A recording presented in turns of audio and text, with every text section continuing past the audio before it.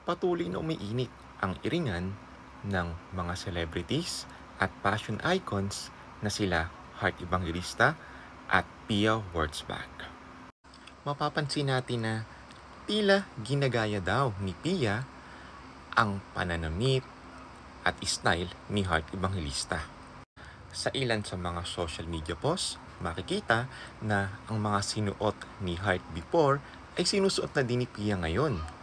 Makikita rin natin na ang ilan sa mga endorsement ni Heart ay napunta na rin kay Pia. At take note, hindi lang isang brand, kundi seems dumadami na ang mga dating endorsement ni Heart na napupunta ngayon kay Pia. Patuloy din nating nababasa o nakikita sa social media na tila ba nagpaparinggan ang dalawa sa kani-kanilang mga posts. Isa na dito yung mainit na sinagot ni Heart Evangelista yung pagpapasuot niya ng kwintas sa kanyang aso. Ang nasabing kwintas na pinasuot ni Heart sa kanyang alagang aso ay ang kwintas din na sinuot ni Pia Wurtzbach. At dahil sa mga instances na ganito, patuloy na uminit ang awayan ng kampo ni Heart at Pia. Ang mga fans at supporters ng dalawang grupo ay kanya-kanyang pagtatanggol sa kani-kanilang mga idolo. Ngunit, paano nga ba nagsimula ang iringan sa pagitan ni Heart at Pia?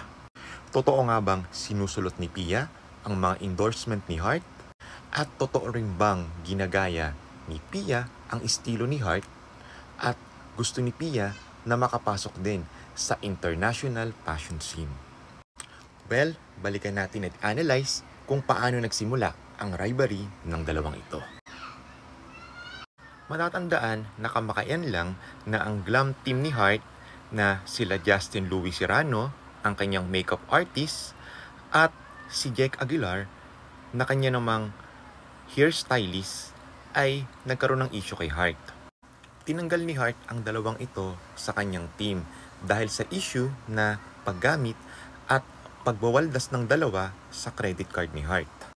Nang matanggal kay Heart ang kanyang glove team, napunta naman sa kampo ni Pia sila Justin at Jake.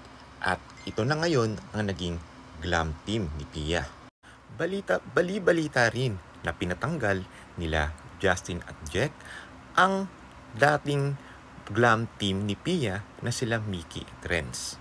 Matagal lang naninilbihan kay Pia sila Mickey at Renz. Pero nang pumasok itong si Justin at Jack, natanggal na yung long time glam team ni Pia at napalitan na nga nitong dalawa. At nang mapunta na nga sa kampo ni Pia sila Justin at Jack, dito na tuluyang uminit ang rivalry sa pagitan ni Heart at Pia. Dito na nagsimulang sinusulot daw ng kampo ni Pia ang mga endorsements at brands na ini-endorse din ni Heart.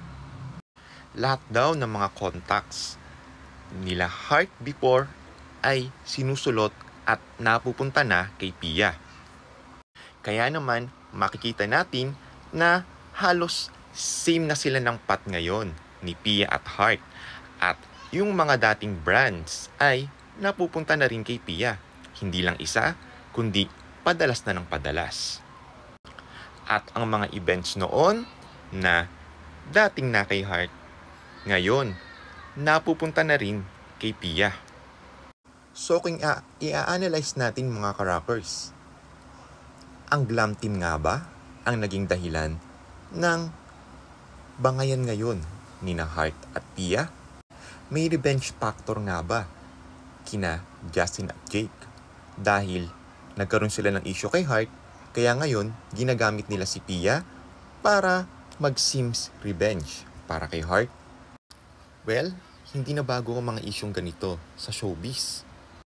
At even sa mga personal life natin o professional work, nagkakaroon din ng ganitong mga issue.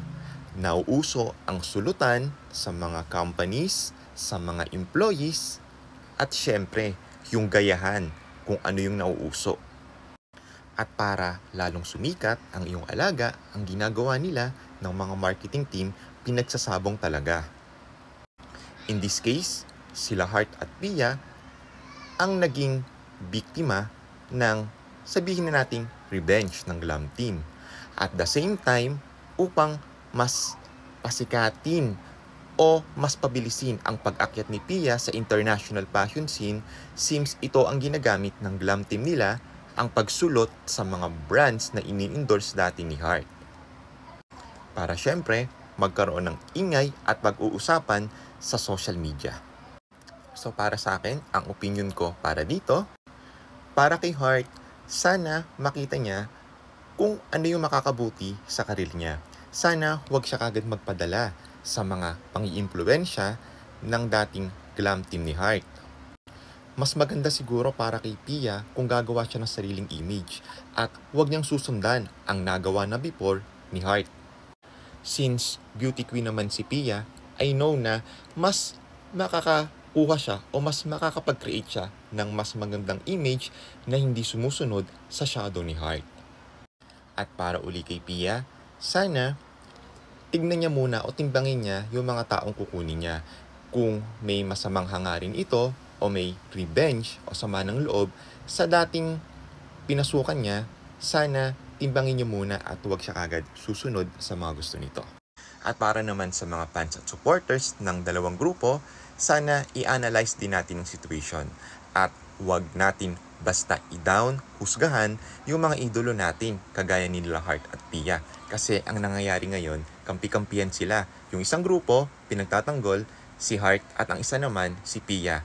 At ang nagtatanggol, dun sa isa, dinadown naman nila yung isa. Kaya ang nangyayari, mas kumugulo at mas lumalala ang issue. So sana maging responsable at mindful tayo sa lahat ng mga gagawin natin at sa mga actions na ipopost natin, especially sa social media. At mas maganda rin sigurong makikita natin ang dalawang idol natin na sina Heart at Pia na umaangat sa different aspects sa international scene at hindi sila naghihilahan o nagko-kompetisyon. So ayan mga ka-rockers, iiwan ko ulit ang isyong ito sa inyo at abangan natin kung ano pa ang mangyayari sa mga susunod na kabanata. Mas lalo bang iinit ang bangayan sa pagitan ni Heart at Pia? Ano pa kayang mga issue ang ipupukol nila sa isa't isa? O well, sabi nga nila, abangan natin ang mga susunod na kabanata. At sana maging mapanuri at maging responsable tayo. Hanggang sa muli mga crackers at see you on my next video.